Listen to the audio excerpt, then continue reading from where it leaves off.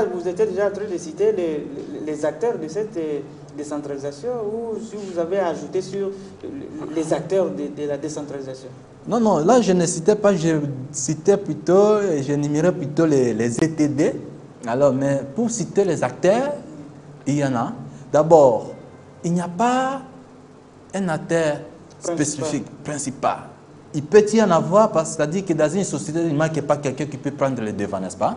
Mais tout le monde, toute population est partie prenante de la décentralisation.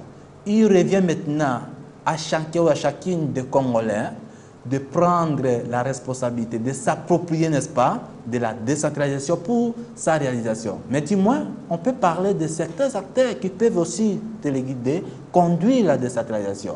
Nous pouvons parler du gouvernement central comme acteur de la décentralisation parce que tout doit être arrivé, provient d'abord de là, et c'est là qu'il doit mettre à disposition les textes légaux qui nous régissent aujourd'hui comme entité décentralisée. Il y a les élus nationaux et les élus locaux.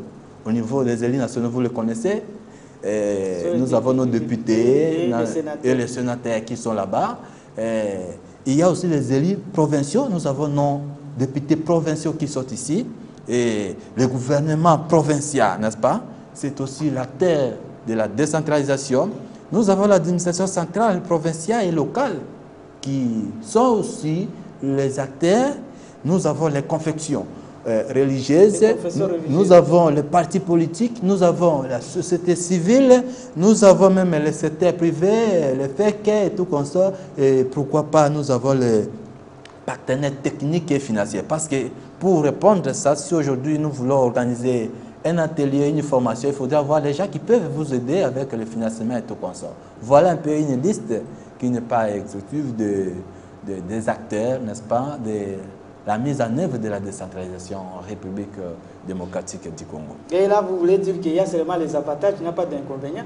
Non, non, non, non, non. Je voudrais parler de l'avantage au même titre aussi que les inconvénients. Parce que il n'y a pas une chose qui passe toujours positivement sans qu'il y ait un inconvénient. L'avantage pour moi de la décentralisation, nous venons parler des conditions ici, la gestion, la libre administration et tout comme ça, la province, des entités.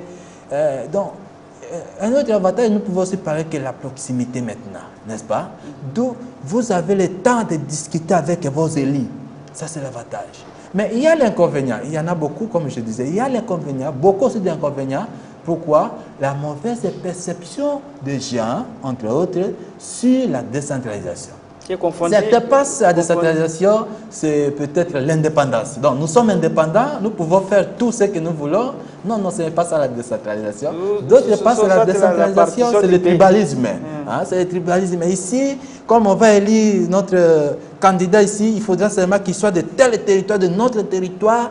Non, c'est la mauvaise vision. Il n'est pas question de voter seulement quelqu'un du territoire, mais on vous demande de voter quelqu'un de proximité. Quelqu'un que vous le connaissez, quelqu'un que vous vivez avec lui ensemble, vous connaissez sa femme, ses enfants, sa famille, et qui peut rendre service à l'intérieur de votre... Évidemment, c'est ça. C'est aussi déjà parce que c'est la division du pays.